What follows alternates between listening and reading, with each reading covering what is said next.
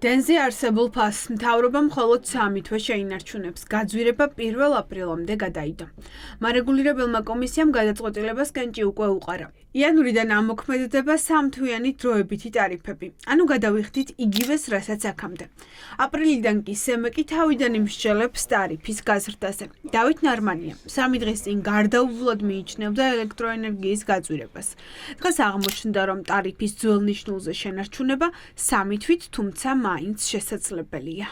კომისიამ იმსჯელა არსებული გარემოებების გათვალისწინებით და დატოვა სამომხმარებლო ტარიფები უცვლელი. დაზუსტდება სხვადასხვა გენერაციის ობიექტების მიერ მომდევნო პერიოდში მისაღები ენერგიის მოცულობები, შესაბამისი ღირებულებები. ენერგოპროს ნაწილში საუბარი იყო იმასთან დაკავშირებით, რომ შესაძლოა მცირედით დაკორექტირდეს მათი წარმოდგენილი საინვესტიციო გეგმა, ამიტომ ამ მოცემულობებზე დაყრდნობით ჩვენ გამოვიყენეთ კანონით ჩვენთვის მინიჭებული უფლებამოსილება და დავტოვეთ დროებით 3 თვის ვადით არსებული ტარიფები უცვლელი.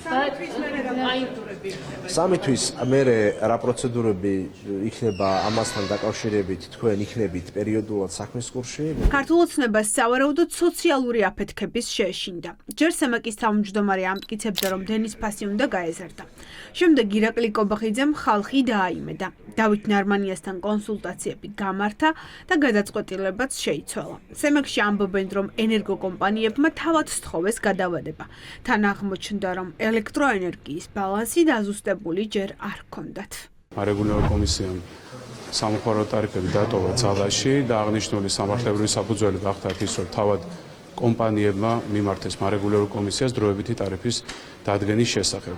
მომდევნო 3 თვეში უკვე ჩვენ უნდა დავადგინოთ ტარიფები, ბუნებრივია გულისხმობს იმის შესაძლებლობასაც, რომ მოხდეს საინვესტიციო გეგმების გადახედვა. მომდევნო თვეების მანძილზე მომხმარებელს არ გაიზრდება სამომხმარებლო ტარიფი. ეს ეხება როგორც ბუნებრივი გაზის მომხმარებლებს, ასევე ეხება ელექტროენერგიის მომხმარებლებს. მოცემულ შემთხვევაში საუბარი არის 3 თვით, თუმცა ეს არის ძალიან მნიშვნელოვანი დრო. ქვეყანაში ისედაც ყველაფერი გაძვირებულია. პროდუქტებზე ფასები იმატებს. დენის ტარიფის გაზრდა ცხოვრებას კიდევ უფრო გაუძვირებდა მოსახლეობას.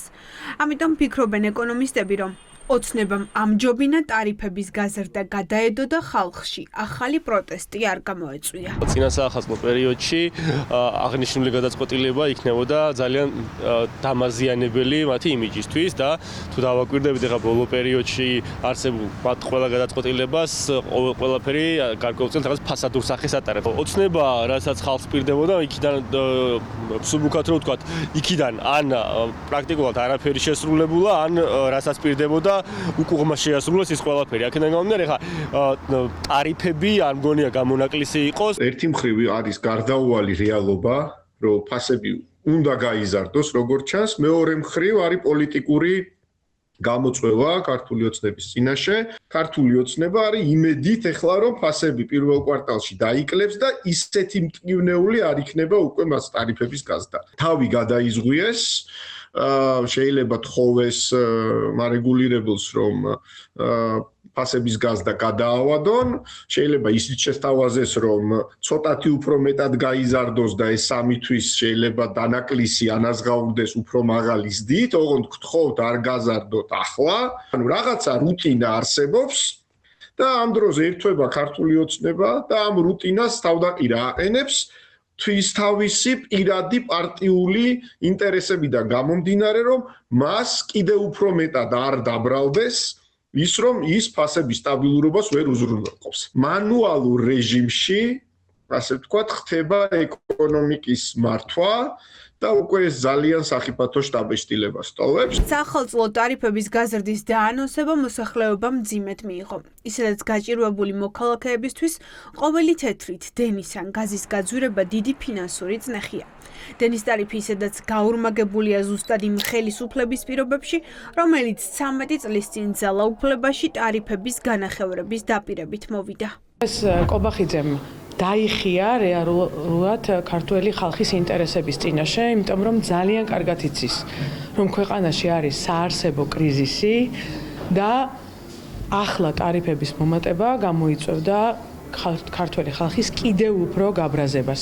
ყველაზე სიმბოლურია, რომ სწორედ ის ხალხი, რომელიც მოვიდა უფასო დენით და უფასო გაზის დაპირებით, დღეს თითქმის იმ ნიშნულამდე მიყავს ტარიფები, რომ აორმაგებს მას 2013-თან შედარებით. ელექტროენერგიის ტარიფის მოსულოდნელი ცვლილება ადასტურებს, რომ ქვეყანაში უმძიმესი ვითარებაა, ამბობენ ძლიერ საქართველოში. ოპოზიცია ფიქრობს, რომ უახლოეს თვეებში ვითარება კიდევ უფრო დამძიმდება. დენის გადასახადი, რომელიც დამატებითი ფაქტორი იქნებოდა ფასების გასაზრდელად, ეს დამატებითი ფაქტორი გადაავადეს 3 თვით, იმიტომ რომ უკვე ატყობენ, რომ ძალიან სენსიტიურ თემაში შევიდნენ თვითონაც. ჯერ ხო უმძიმესი ვითარება გვაქვს ფასებთან მიმართებაში და მოლოდინები უახლოეს თვეებში არის კიდევ უფრო კატასტროფული ინფლაციასთან მიმართებაში, იმიტომ რომ ფისკალურ პოლიტიკას აკეთებენ ოროსნები. აპრილამდე 3 თვის განმავლობაში დროებითი ტარიფები იმოქმედებს. არ გაძვირდება გაზი და დენი, თუმცა აპრილში ელექტროენერგიის ფასზე მარეგულირებელმა კომისიამ ხელახლა უნდა იმსჯელოს.